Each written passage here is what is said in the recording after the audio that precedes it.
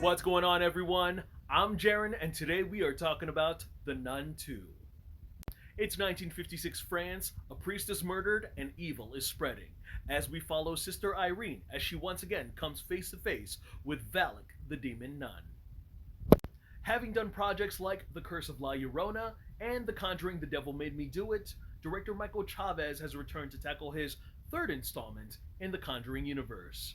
And igniting nightmares from the start of The Conjuring 2 to falling from grace from their first solo movie, Valak the Demon Nun makes a surprising comeback in this frightening sequel.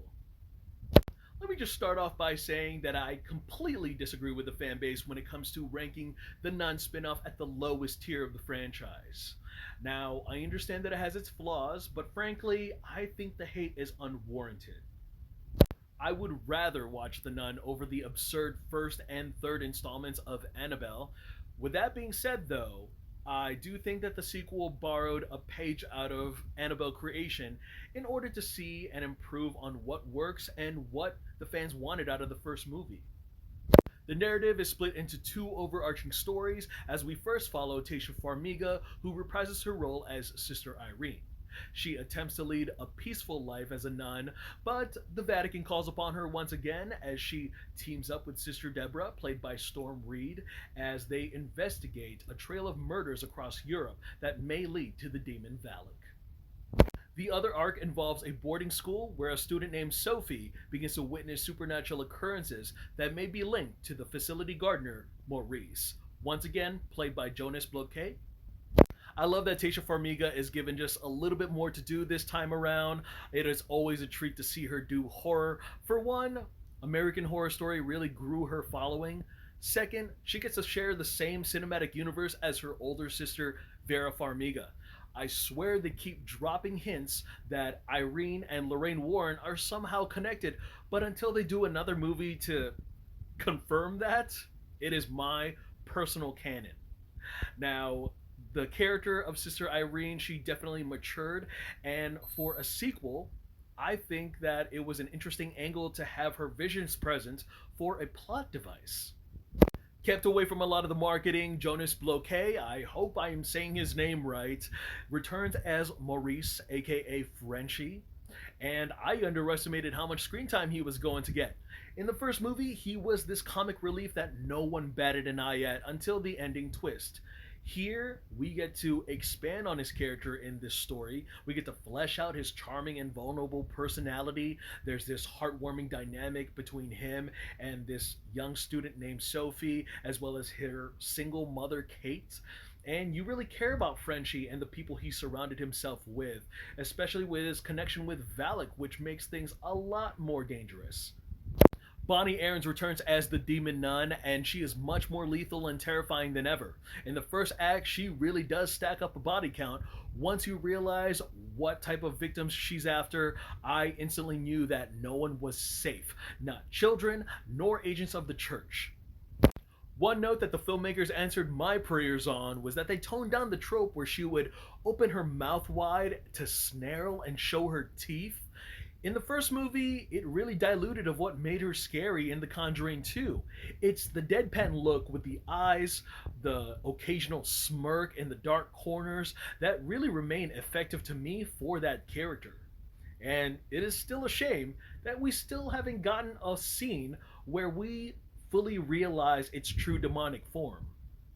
I also really enjoyed the supporting cast members, including Storm Reed, Anna Popplewell, Caitlin Rose Downey, and with Reed's backstory about being one step in and one step out as a nun, really added some layers to her character, but I do feel like she was slightly miscasted. Anna Popplewell, I have not seen her since the Chronicles of Narnia movies, and she does a pretty good job here, especially with her juggling the roles of being a teacher and being a single mom. Rose Downey, she definitely gets sympathy points for being the one girl that gets picked on by all the mean girls at this boarding school. And I really admire her little admiration for Frenchie, especially because she is trying so hard to pair him up with her mother. The art department, production designers, and visual and practical effects team went hand in hand with one another on this project. Although the main setting did take place at the boarding school, a lot of the things happening in Irene's arc was very mobile and admirably challenging.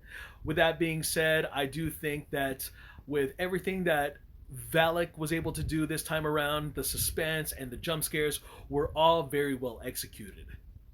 Cinematographer Tristan Nebe, who has done immaculate work on the third Conjuring film, really got to stretch his wings on this one, especially with Gregory Plotkin, who has done wonderful work with Hellfest, Happy Death Day, Get Out, and they really had fun just editing, especially a lot of the brilliant shots that were decided for the final product versus what the trailer had. Not counting the consecutive Conjuring films, but The Nun 2 has the wildest third act I've seen in any of the spin offs since Annabelle creation. Now, I was partially sold on the Blood of Christ bit that they did from the first one, but I was much more interested this time around with what both parties were racing against the clock for. The pace really picks up, going from 20 to 100 like that, especially with the sequence with the goats. I want to talk more about it, but it's spoilers. That's like the one little jump scare that really got me. I wanted more of that. Overall, if you're a casual fan and you thought the first film was dumpster fire, I don't think the sequel is going to make you a believer. But if you love every installment that the Conjuring films have been pumping out and you thought the first Nun movie was just fine, I think you're going to be pretty impressed with what they do here.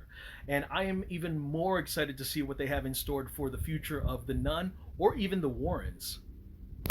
Alright guys, that's all I got to share about that movie. Go ahead and check it out. It's still playing in theaters, or you can wait for it on Max if you don't really care to spend some money on it, or if you just don't have time, it's definitely something worth adding to the collection of your Conjuring films.